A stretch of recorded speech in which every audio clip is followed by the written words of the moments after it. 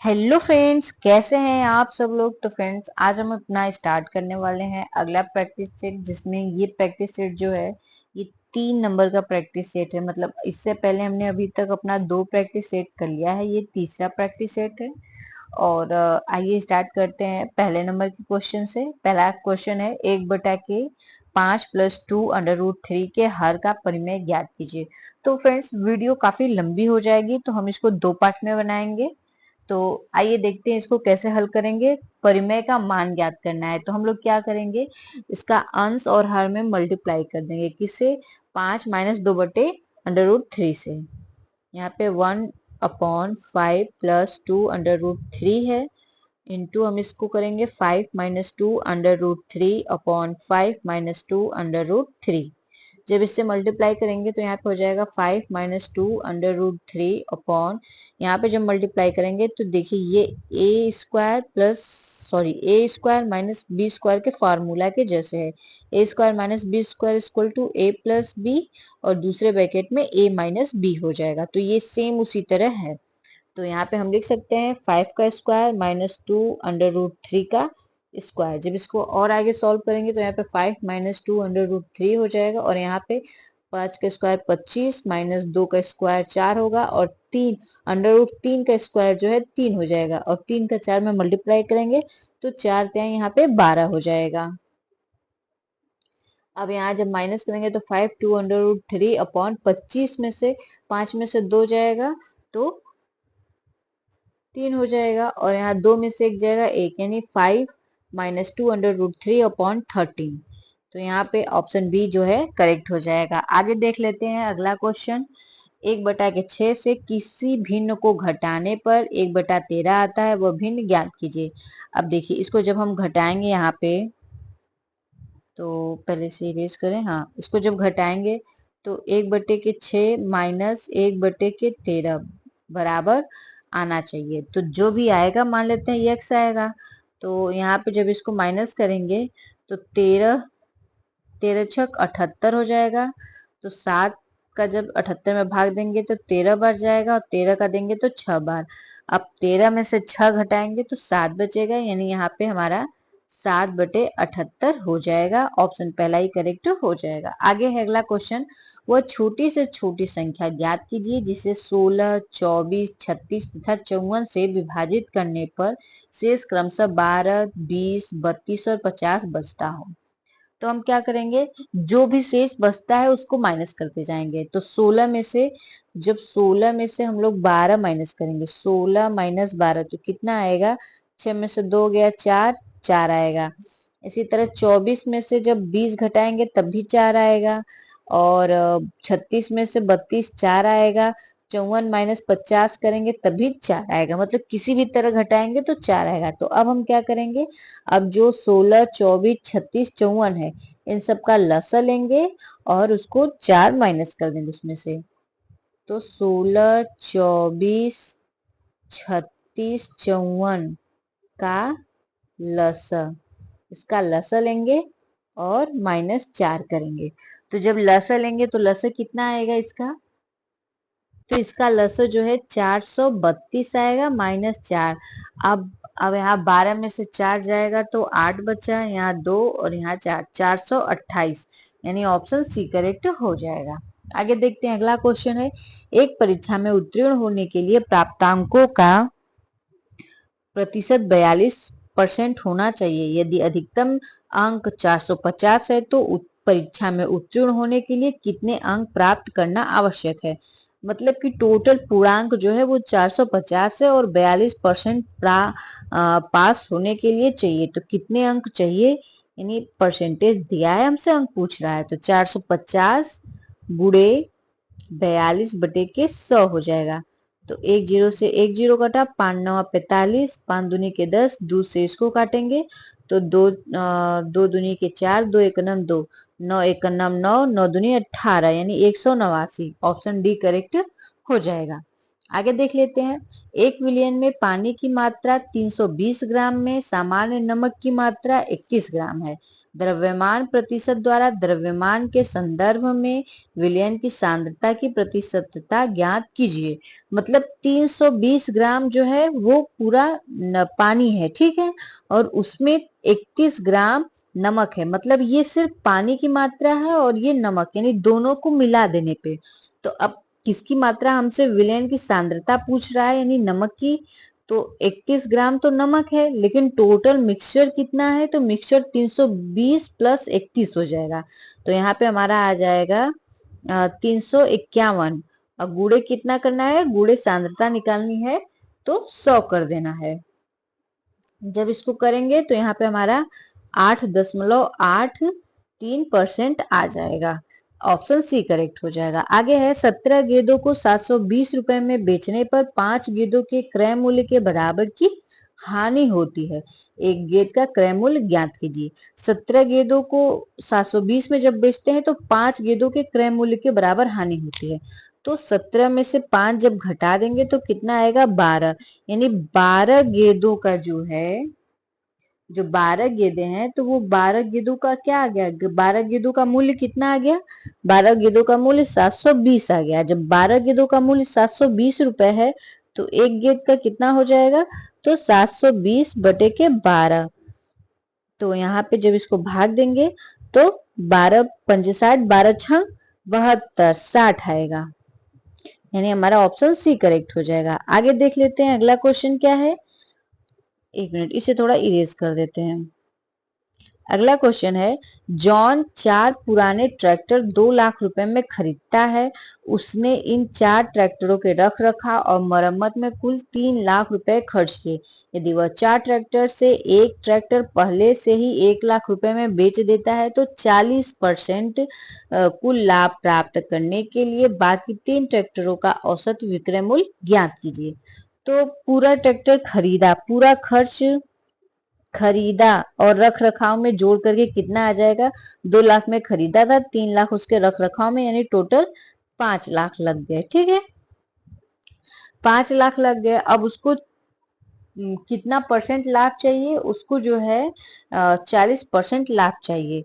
तो 5 लाख तो उसने खर्च किया था और उसको अब इस पे 5 लाख पे कितना, 40% चाहिए। कोई भी चीज अपने आप में 100% होती है, तो 40% उसमें और ऐड करना होगा, यानी 140 हो जाएगा। 140 बटे के 100। अब इसको काटेंगे, 1 जीरो से 1 जीरो, 5 दूनी के 10, 2 साते 14, कितना आएगा, 7 लाख। उसको 40% चाहिए तो वो 7-7 लाख में बेचेगा, जिसमें से कि उसने एक ट्रैक्टर को 1 लाख में बेच दिया है। तो 7 माइनस 1 बराबर 6।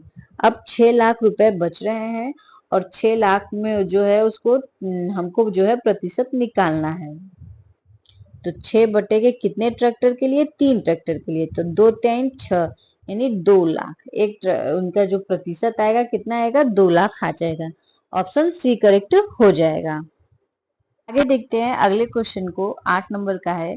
यदि एक त्रिभुज के कोणों का अनुपात 1:2:3 है तो सबसे छोटा कोण ज्ञात कीजिए। त्रिभुज के तीनों कोणों का योग कितना होता है, 180 होता है। तो हम इसी से करेंगे।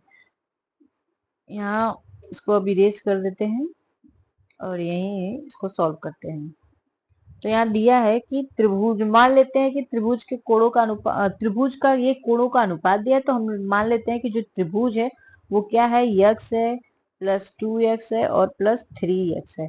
ठीक, यहाँ पे दिया है कि त्रिभुज के कोणों का अनुपात 180 होता है, ये हम पहले से ही जानते हैं। अब बस जब इन दोनों को जोड़ेंगे तो 3 2 5 1 6, यानी 6x बराबर 180 हो जाएगा और x बराबर 180 बटे 6, 6×3 = 18 यानी 30। तो यक्स का मान कितना आ गया, 30। सबसे छोटा 1 है, यानी सबसे छोटा कोण कितना हो जाएगा, 30 डिग्री का हो जाएगा। ऑप्शन पहला करेक्ट हो जाएगा। आगे देखते हैं अगला क्वेश्चन क्या है। अगला क्वेश्चन है, ए बी और सी ने 2 3 5 के अनुपात में पूंजी का निवेश किया।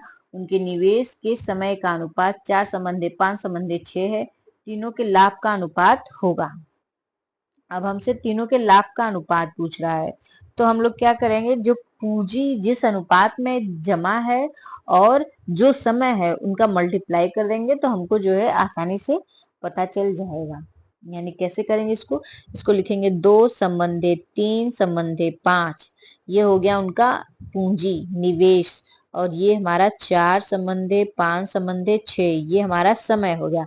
अब मल्टीप्लाई करने पे जो आएगा वो लाभ हो जाएगा। 4 दूनी 8, 5 तिहाई 15, 5 छक 30, यानी 8 संबंधे 15 संबंधे 30, यानी ऑप्शन सी करेक्ट हो जाएगा, ये उनका लाभ होगा। आगे है पी एक काम को 10 दिन में करता है, क्यू उसी काम को 15 दिन में कर सकता है। यदि वे एक साथ मिलकर 5 दिन तक काम करते हैं तो वो उस काम का कितना भाग पूरा करेंगे।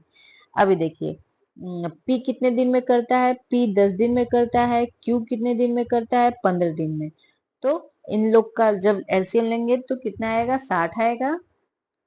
एलसीएम इन दोनों का जो है 30 आ गया। 10 30, 15 दूनी 30, 3 2 5 हो जाएगा। मतलब ये उनकी क्षमता हो गई 5। तो 5 दिन तक दोनों मिलके काम करते हैं, तो 5 से इसमें मल्टीप्लाई कर देंगे, कितना आ जाएगा 25। टोटल कार्य था 30 और उन्होंने कर दिया कितना 25।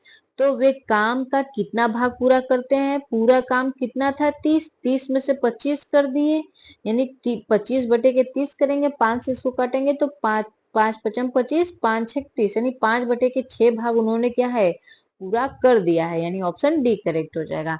आगे देखते हैं अगला क्वेश्चन। अगला क्वेश्चन है 5 लीटर चीनी के मिश्रण में 6% चीनी है, उसमें से 1 लीटर पानी भाप बन जाता है, शेष मिश्रण में चीनी का प्रतिशत ज्ञात कीजिए। पहले इसको इरेज कर लेते हैं। हाँ, तो यहाँ पे है 5 लीटर चीनी के मिश्रण में 6% चीनी है। 6% चीनी है तो पहले हम चीनी की मात्रा निकाल लेते हैं। तो 5 यहाँ हो जाएगा 5 इंटू 6/100। तो 5 से इसको काटेंगे, 5 दूनी के 10। अब इसको 2 से काटेंगे, 2 3 6 और 2 दहा में, अब यहाँ 0.3 आ जाएगा। 0.3 ग्राम क्या है, चीनी है। ठीक, किसमें, मिश्रण में 5 लीटर, और 1 लीटर उसमें से भाप बन के उड़ जा रहा है, तो शेष कितना बच रहा है, 4 लीटर बच रहा है। तो 4 लीटर में चीनी की हमको जो है मात्रा बतानी है। चीनी की मात्रा 3.3 है, 4 लीटर में हमको बतानी है प्रतिशतता उसकी, तो 100 से इसको मल्टीप्लाई करेंगे। तो यहाँ पे जब करेंगे तो हमारा आ जाएगा 7.5%, यानी ऑप्शन बी करेक्ट हो जाएगा। आगे है 2 वर्षों के लिए प्रति वर्ष 4% साधारण ब्याज की दर से मूलधन 3,675 रुपए पर अर्जित ब्याज कितना होगा। तो हमको साधारण ब्याज बराबर फार्मूला पता है, साधारण ब्याज बराबर मूलधन गुणे दर गुणे समय बटे 100। अब 100, अब इसी फार्मूले पे हम इसको रखेंगे। तो मूलधन जो है वो 3,675 रुपया है, दर 4% है, वर्ष 2 वर्ष है, बटे के 100। अब इसको डिवाइड करते हैं। तो इसको 4 से काटेंगे तो 4 दूनी 8 और 4 5 20, 25 आ गया। अब इसको 25 से 5 से काटते हैं या 25 से ही डायरेक्ट काटते हैं। तो 25 से कनम 25, इसको 25 से भाग देंगे तो 25 एकनम 25 हो जाएगा, और फिर 4 बार जाएगा यहाँ पे, 25 चौका 100, 7 बार यानी 147 बार गया।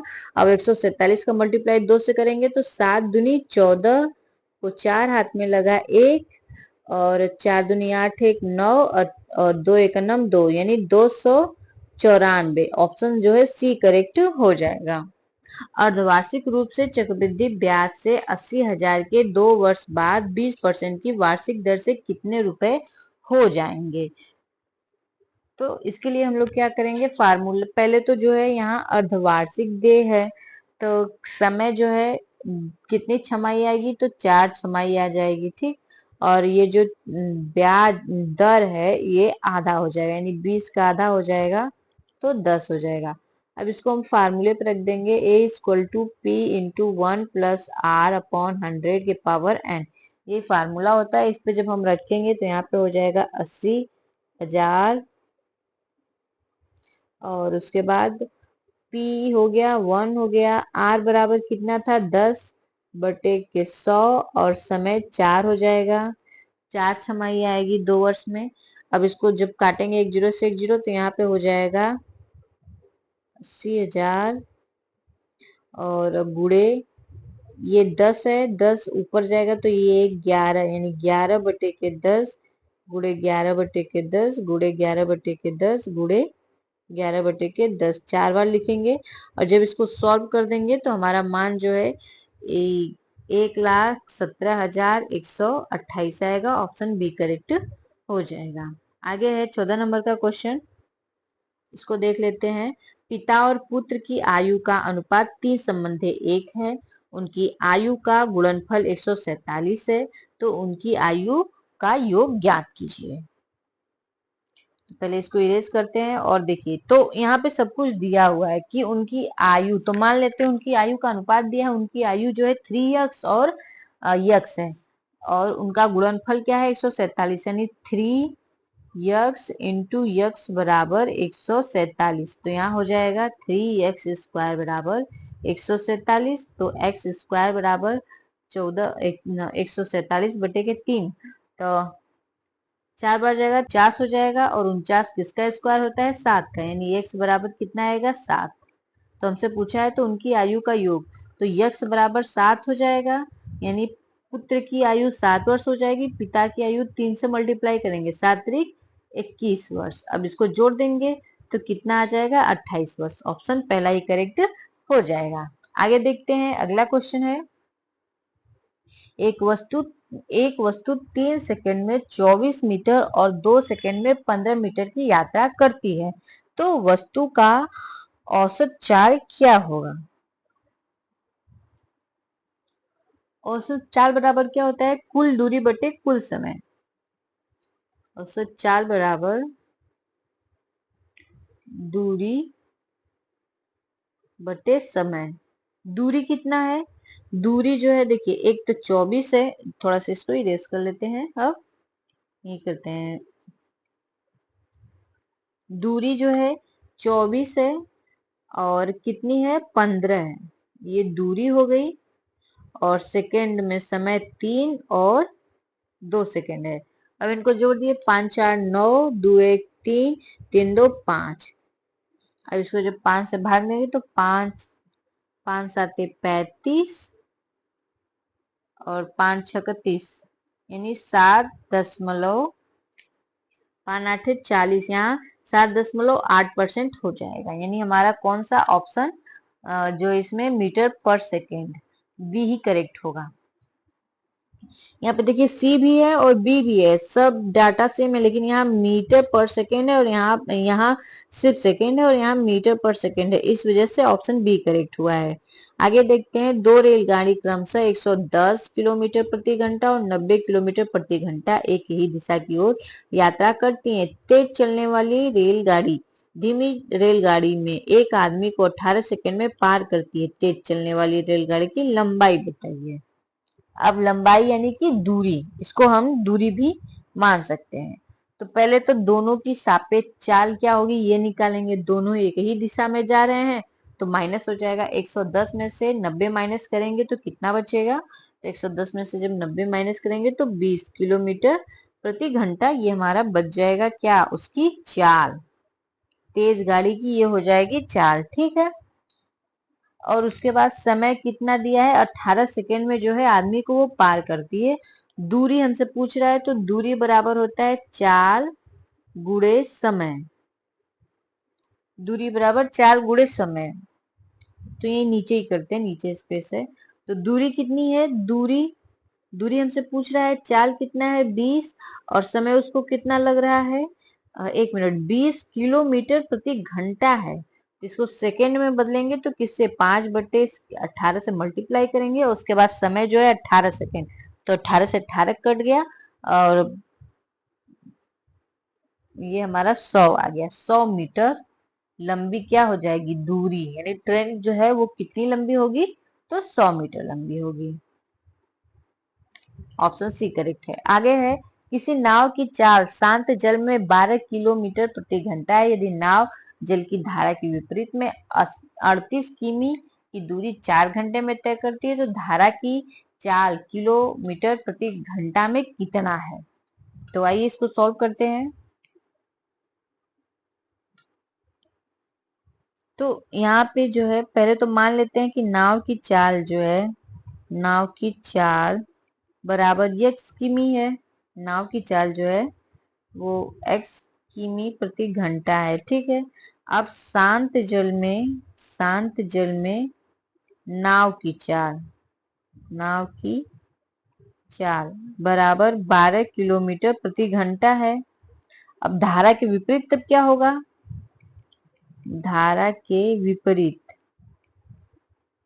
धारा के विपरीत कितना हो जाएगा? 12 माइनस x हो जाएगा।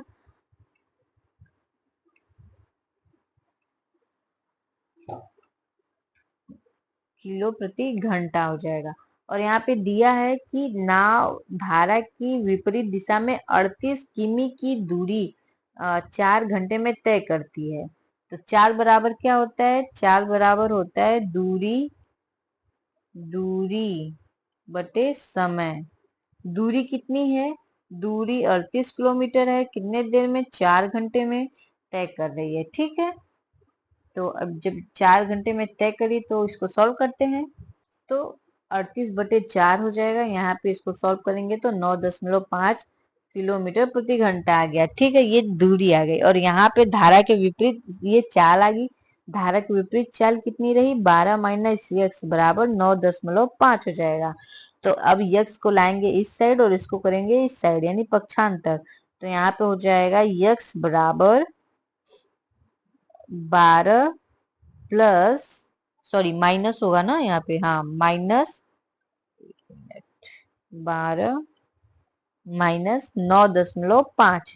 तो अब जब 12 में से 9.5 घटाएंगे तो हमारा 2.5 बचेगा। x बराबर 2.5। तो हमसे पूछा है तो धारा की चाल किलोमीटर प्रति घंटे में कितनी है, और धारा की चाल हमने यक्स मानी थी, तो कितना आ जाएगा हमारा? 2.5।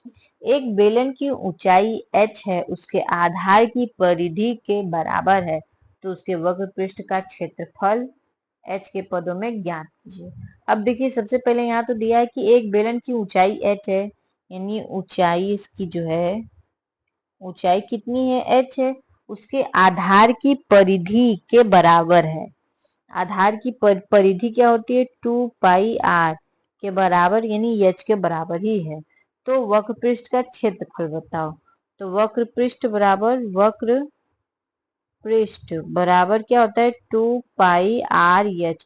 यहाँ पे 2πr h का मान h है, h इंटू h बराबर h स्क्वायर हो जाएगा।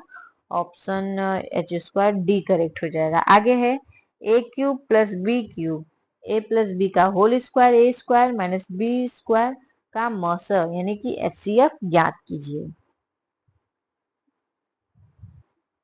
तो ये फार्मूला होता है, उसी फार्मूले पे ये दिया हुआ है। तो पहले तो लिख लेते हैं यहाँ पे फार्मूला, ये लिखते हैं A cube plus B cube बराबर क्या होता है? ए प्लस बी, दूसरे ब्रैकेट में A square plus B square minus A B, ठीक है। उसके बाद क्या है? ए प्लस बी का होल स्क्वायर बराबर ए का स्क्वायर प्लस बी का स्क्वायर प्लस 2ab। ये फार्मूला होता है। इसको हम ऐसे भी लिख सकते हैं ना, a plus B into A plus B, ठीक। आगे है A square minus B square बराबर क्या होता है? ए प्लस बी और दूसरे ब्रैकेट में ए माइनस बी। तो देखिए इन दोनों में यही चीज कॉमन आ रही है, ये इन दोनों में a प्लस बी जो है कॉमन आ रहा है, तो इनका HCF क्या हो जाएगा? a प्लस बी हो जाएगा। ऑप्शन पहला ही करेक्ट हो जाएगा। आगे दिया है, पहले इसको इरेज कर लें। एक वह समीकरण ज्ञात कीजिए जिसके मूल a plus under root B और a माइनस बी है। अब हमसे समीकरण पूछ रहा है, तो देखिए इसको ऐसे सॉल्व करेंगे। एक फार्मूला होता है यहाँ पे द्विघात समीकरण के लिए कि एक्स स्क्वायर माइनस मूलों का योग, मूलों का योग यक्स प्लस मूलों का गुणनफल बराबर 0। तो अब हम इसको इसी पे रखते हैं, तो यहाँ हो जाएगा हमारा एक्स स्क्वायर माइनस मूलों का योग। अब इसका a plus under root B, A minus under root B, जब इसको जोड़ेंगे तो कितना हो जाएगा, जोड़ने पे कट जाएगा यानी 2a हो जाएगा, 2a यक्स हो जाएगा प्लस मूलों का गुणनफल। अब इसका जब गुणा करेंगे तो ये a स्क्वायर माइनस b के फॉर्म में आ जाएगा। ठीक है, ये b के फॉर्म में आ गया तो बस इक्वल टू 0। अब इस इक्वेशन के जैसे जो है वही ऑप्शन हमारा करेक्ट हो जाएगा, माइनस यहाँ पे प्लस होगा, यानी यही हमारा ऑप्शन जो है बी करेक्ट हो जाएगा। आगे देखते हैं अगला क्वेश्चन।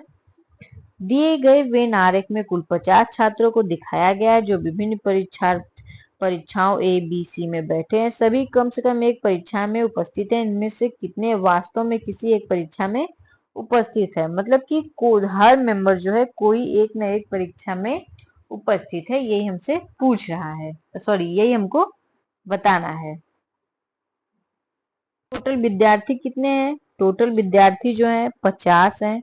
अब 50 में से हम घटाएंगे, देखिए 10 माइनस करेंगे, फिर 10 करेंगे, उसके बाद कितना 12 और प्लस 5 कितना आएगा 10, 10 20, 20 10 30, यानी 37 आ जाएगा हमारा। 50 माइनस 37 करेंगे तो 10 में से 7 गया 3, और यहाँ पे हमारा हो जाएगा 2, 4, 4 में से 3 गया 1, 13, यानी ऑप्शन बी करेक्ट हो जाएगा। आगे है cot theta equal to A upon B है, तो cos theta minus sine theta upon cos theta plus sine theta का मान ज्ञात कीजिए। अब हमें इसका मान बताना है, तो आइए इसको सॉल्व करते हैं। अभी डायरेक्ट यहीं से करते हैं। Cos theta minus sine theta दिया हुआ है, तो इसमें से हम अगर साइन थीटा को कॉमन ले ले, तो जब हम साइन थीटा को कॉमन ले लेंगे तो यहाँ पे हो जाएगा कॉस थीटा बटे के साइन थीटा। हमने साइन थीटा को ही कॉमन क्यों लिया है, क्योंकि हमको कॉट के इसको फॉर्म में लाना था।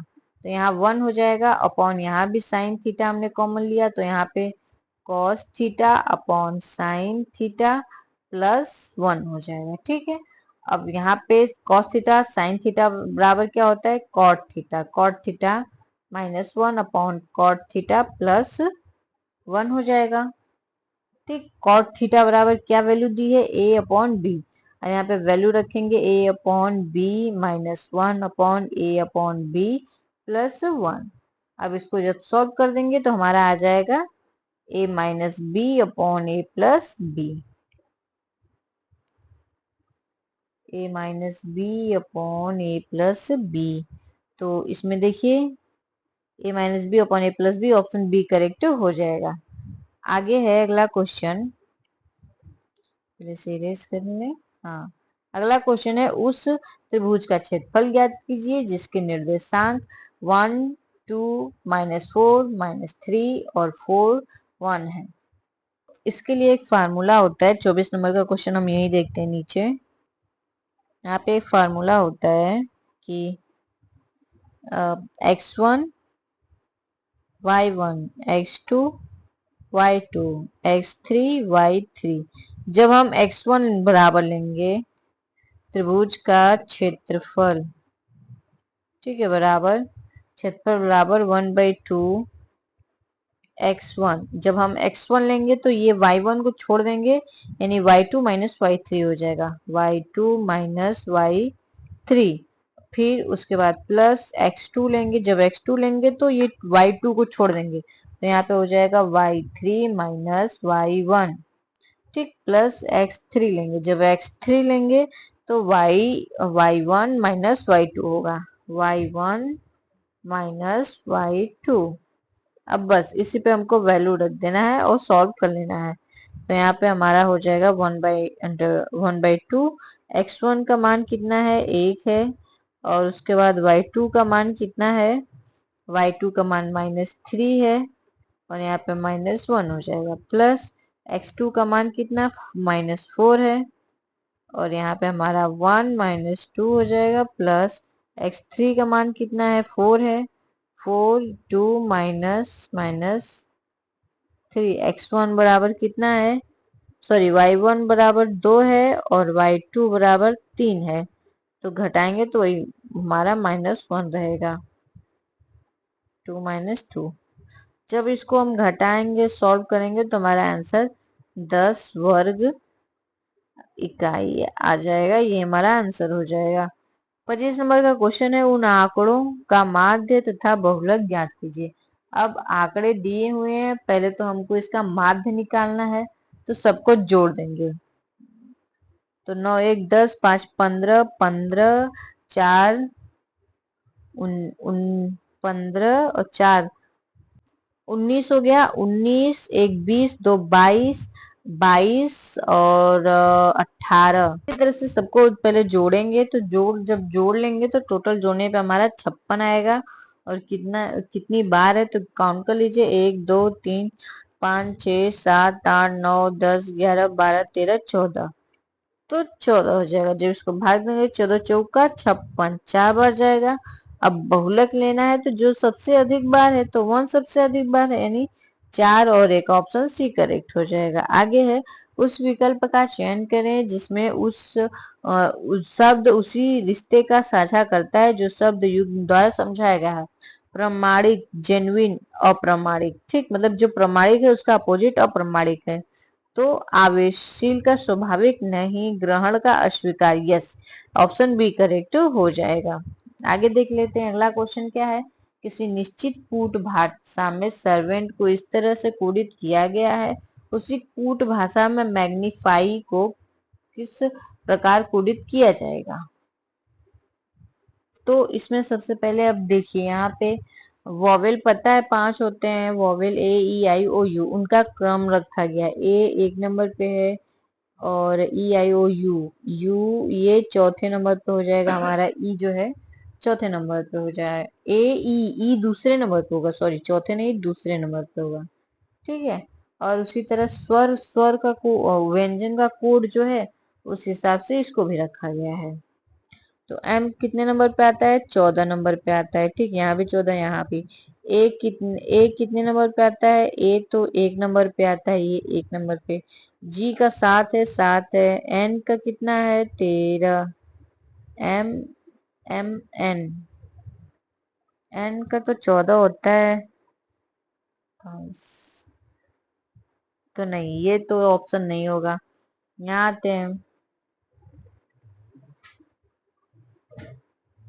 इसमें ऑप्शन सी करेक्ट हो जाएगा। आगे देखते हैं अगला क्वेश्चन। किसी निश्चित कूट भाषा में रम्मी को QVLNX लिखा जाता है, उसी कूट भाषा में चेस को कैसे लिखा जाएगा। तो आइए देख लेते हैं इसको कैसे लिखते हैं।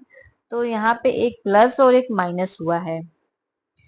ROP के बाद Q आता है, Q के बाद R, यानी यहाँ पे R से एक माइनस किया गया है। U के बाद V आता है, तो C से एक पहले B आता है, B सब में है। H के बाद आई आता है, आई ये इन्हीं दोनों में, अच्छा ये दो हो गए। आई के बाद ई में से एक कम करेंगे तो क्या आएगा, डी। डी के बाद ई आता है, यानी हमारा ऑप्शन सी करेक्ट हो जाएगा। आगे देख लेते हैं। 4 शब्द दिए गए हैं जिनमें से 3 एक जैसे हैं और एक अलग है, विषम शब्द का चयन कीजिए। गुफा, अस्तबल, छावनी और माद, इसमें से कौन सा हमारा ऑप्शन जो है करेक्ट हो जाएगा। तो इसमें हमारा ऑप्शन जो है सी ही करेक्ट होगा। कैसे करेक्ट होगा, क्योंकि गुफा जो है प्राकृतिक है, ठीक है, जानवर को रहने के लिए है। अस्तबल जो है जानवर रहते हैं, माद में भी जानवर, लेकिन छावनी में इंसान रहते हैं। आइए देखते हैं अगला क्वेश्चन। एक मिनट, थोड़ा इसको, हाँ, उन अक्षरों के संयोजन का चयन करें जो दी गई श्रृंखला के अतिरिक्त स्थान में बाएं से दाएं क्रम रूप से रखने पर श्रृंखला को पूरा करेंगे। पहले तो कितने अक्षर हैं ये काउंट कर लेते हैं। तो 1 2 3 4 5 6 7 8 9 10 11 12 14 15 16 17 18, 18 है। 6 के पेयर में करेंगे तो 1 2 3 4 5 6 ये हो गया, 1 2 3 4 5 6 ये हो गया, 2 3 4 5 6, 6 का पेयर हो गया। तो सबसे पहले खाली है, स्टार्टिंग यहाँ से। 1 मिनट, ये वाला डॉट ना थोड़ा कंफ्यूज करेगा। तो अब देखिए यहाँ पे ओ हो जाएगा। ओ कैसे हो जाएगा, क्योंकि यहाँ ओ है, एम के पहले क्या है, ओ है। ये ओ हो गया, ठीक। और यहाँ पे क्या हो जाएगा, ओ हो गया। और यहाँ ओ हो गया। यहाँ भी देखिए, यहाँ पे क्या है, ओ है, एन यहाँ पे गैप है, यहाँ पे लास्ट में एन है, यहाँ भी क्या हो जाएगा, ओ हो जाएगा। और यहाँ ओ के बाद क्या है, एन है, तो यहाँ पे ओ हो जाए, यम हो जाएगा, और यहाँ एन, और यहाँ पे फिर एन एम, यहाँ पे एम हो जाएगा, M O M N O N, ठीक। 1 2 3 4 5 6, यहीं तक ये चीज है, ये डॉट हटेगा, तो यहाँ पे एम है, एम के बाद क्या है, ओ है, तो ये हमारा ओ ही रहेगा, ठीक। उसी तरह 1 2 3 4 5 6, एक पेयर हो गया, तो देखिए सेम सेम है, यानी हमारा ऑप्शन पहला करेक्ट हो जाएगा। आगे दिए गए पैटर्न को सावधानी पूर्वक अध्ययन करें और उन संख्या का चयन करें जो इनमें प्रश्नवाचक चिन्ह के स्थान पर आता है। तो यहाँ पे 25 चौका 100, 25 25 25 छक्का 150, इधर 4 से मल्टीप्लाई है, इधर 6 से।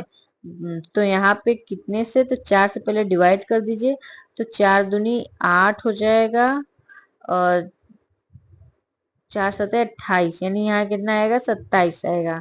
ऑप्शन डी करेक्ट हो जाएगा। आगे है, आगे वाले को हम लोग 1 मिनट इसको इरेज करके आगे वाले को देखते हैं। 32 नंबर का क्वेश्चन है कि अर्जुन दक्षिण की ओर 22 मीटर चलता है, तो कहाँ चलाएं, हम यही चलाते हैं अर्जुन को। 22 मीटर दक्षिण की ओर चल रहा है ये, ठीक। 22 मीटर आ गया,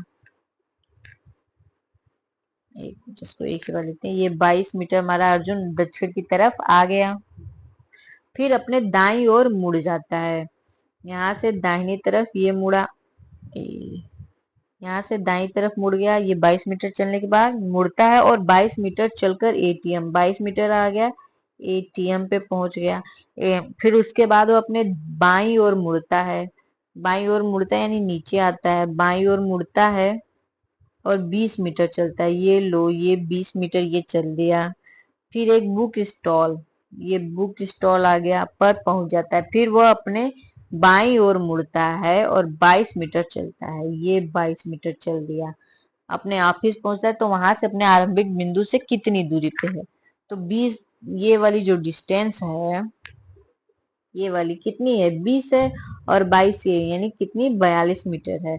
ऑप्शन जो है सी करेक्ट हो जाएगा। आगे है, रेहान की ओर इशारा करते हुए रुखसाना ने कहा कि उस रेहान की ओर इशारा करते हुए रुखसाना ने कहा कि उसके दादा की पुत्र वधू मेरी पुत्री की दादी है। रुखसाना का रेहान से क्या संबंध है, तो रुखसाना रेहान की क्या हो गई, पत्नी हो गई, ठीक है। आगे देख लेते हैं, अगला क्वेश्चन क्या है, उस वर्ग का वर्ग सेट का चयन करें जो निम्न वेन आरेख द्वारा सर्वोत्तम ढंग से प्रदर्शित होता है। तो इसमें क्या है, डॉक्टर, माताएं, महिलाएं, लड़कियां, बच्चे, इंसान, बूढ़े, डॉक्टर, पुरुष, इसमें पिता, बेटे, इंजीनियर, तो नहीं, महिलाएं वाला तो होगा नहीं, लड़कियां, बच्चे ये भी नहीं, पिता जो है वो बेटा है, बेटा जो है वो इंजीनियर है, नहीं ये भी नहीं होगा, यानी सी होगा। कैसे, कैसे कि कुछ डॉक्टर जो है वो पुरुष है, ये हो गया डॉक्टर, कुछ डॉक्टर क्या है, पुरुष हो गए, ये पुरुष का गोला है, ये पुरुष का गोला हो जाएगा बीच वाला। कुछ डॉक्टर पुरुष भी हैं और कुछ पुरुष बढ़ई भी हैं, हाँ सही होगा, यही ऑप्शन जो है सी करेक्ट होगा। आगे देखते हैं, निम्नांकित आकृति में दिए गए वर्ग गायकों को निरूपित करते हैं। जो वर्ग है वो सिंगर को निरूपित करता है, त्रिभुज निर्देशकों को निरूपित करता है, वृत्त निर्माताओं को निरूपित करता है, तथा आयत हस्तलेख को निरूपित करता है। विकल्प में कौन सा समूह उन निर्माताओं को निरूपित करता है जो निर्देशक है, निर्माताओं के लिए और निर्देशकों के लिए लिया गया है। तो इसमें देखिए, निर्माता और निर्देशक जब दोनों लिए हैं तो पी आ रहा है इसमें, और जो है क्यू आ रहा है, निर्माता भी है और निर्देशक भी है। हाँ, भले ही उसके अलावा भी कुछ है, लेकिन ये दोनों चीजें तो हैं ही, तो ऑप्शन डी करेक्ट हो जाएगा। आगे है, फिर वही वेन आरेख दिया है जिसमें त्रिभुज विद्यार्थी को दर्शाता है, वृत्त डिप्लोमाधारी को, चतुर्भुज स्नातक को, विशेष व्यक्ति की संख्या। तो कितने विद्यार्थी, यानी त्रिभुज वाले डिप्लोमाधारी वृत्त वाले हैं, परंतु स्नातक नहीं है, मतलब चतुर्भुज में नहीं है, तो 8 ही तो है सबसे बाहर। आगे है, कथन दिया है, निष्कर्ष बताना है। कुछ अभियंता खिलाड़ी हैं, ये हो गया हमारे अभियंता, और इसमें से कुछ जो है खिलाड़ी प्लेयर हैं। सभी खिलाड़ी नास्तिक हैं, जितने भी प्लेयर हैं क्या है, नास्तिक है। सभी नास्तिक खिलाड़ी हैं, जितने भी नास्तिक हैं सब के सब खिलाड़ी नहीं, कुछ ये नहीं है। सभी अभियंता नास्तिक हैं, जितने भी अभियंता हैं ये नास्तिक हैं, ये भी नहीं सही है, यानी केवल ऑप्शन डी करेक्ट हो जाएगा, न तो पहला न तो दूसरा। एक पंक्ति में सलील ऊपर से 7वां तथा नीचे से 10वां स्थान पे है। पंक्ति में कुल कितने व्यक्ति हैं? अब देखिए यहाँ पे एक ही व्यक्ति को 2 बार लिया गया है, इसको जोड़ देंगे तो 17 आ जाएगा। 17 में से 1 माइनस करेंगे। क्यों 1 माइनस करेंगे? क्योंकि यहाँ पे एक ही व्यक्ति को हम लोग 2 बार काउंट करते हैं, तो इसलिए माइनस करेंगे। तो आंसर कितना आएगा? 16। ऑप्शन सी करेक्ट हो जाएगा। आगे देखते हैं अगला क्वेश्चन क्या है। 7 बच्चे एक पंक्ति में ऊपर से नीचे की ओर खड़े हैं। तो 1 2 3 4 5 6 7, ठीक है, 7 बच्चे हो गए। ठीक, ई 5वें स्थान पे, 1 2 3 4 5, यहाँ पे ई हो गया। ई 5वें स्थान पे है, केवल सी ए और बी के बीच है। ए और बी के बीच केवल सी है। जी सबसे नीचे है, ये जी हो गया। बी एफ के 3 स्थान पीछे है, यानी 1 2, यहाँ पे कोई और है, यहाँ पे एफ है, 3 स्थान पीछे है। बी एफ के 3 स्थान पीछे है, एफ से 1 2 3 स्थान पीछे है। तो डी का कौन सा स्थान है? अब इसमें हमसे डी को पूछ रहा है कि डी का जो है कौन सा स्थान हो जाएगा। तो देखिए यहाँ पे हम लोग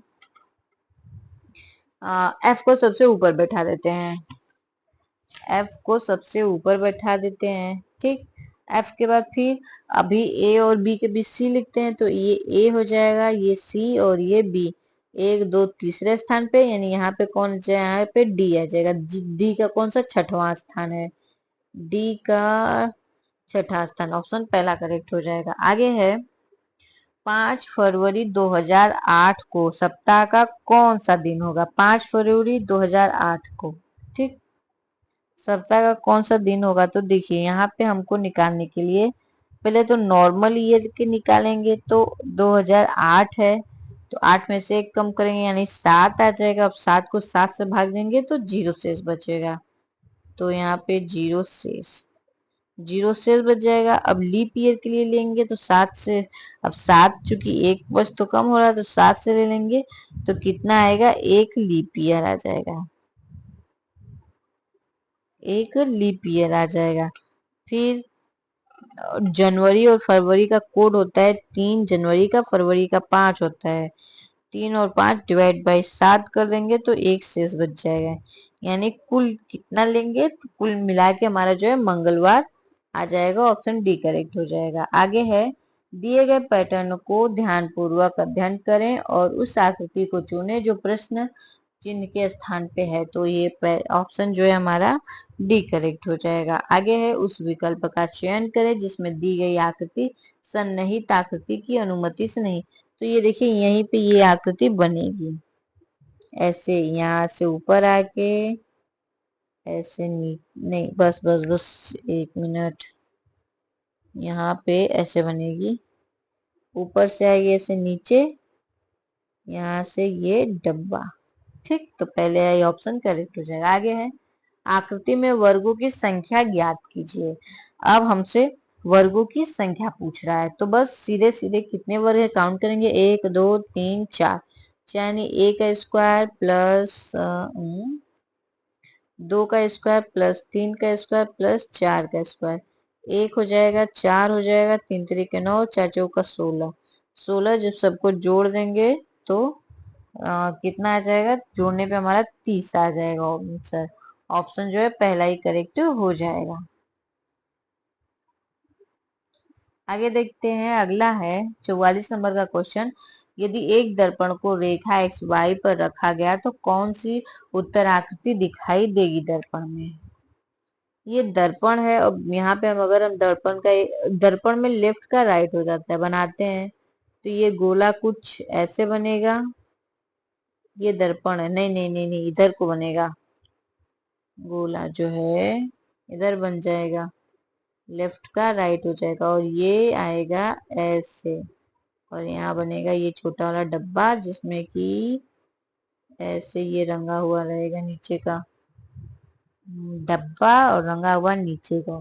तो ये ऑप्शन सी करेक्ट हो जाएगा। तो आज की वीडियो में इतना ही दोस्तों, हम आपसे मिलेंगे अपनी नेक्स्ट वीडियो में, क्योंकि वीडियो काफी ज्यादा लंबी हो जा रही है तो वीडियो को अब यहीं पॉज करते हैं। आपको जो है पिछले का प्रैक्टिस सेट जो है उसकी लिंक आपको सब्सक्रिप्शन बॉक्स में मिल जाएगी। इसका पीडीएफ आपको टेलीग्राम पे मिल जाएगा, उसका लिंक भी वहीं सब्सक्रिप्शन में है। तो अपनी प्रैक्टिस में लगे रहिए।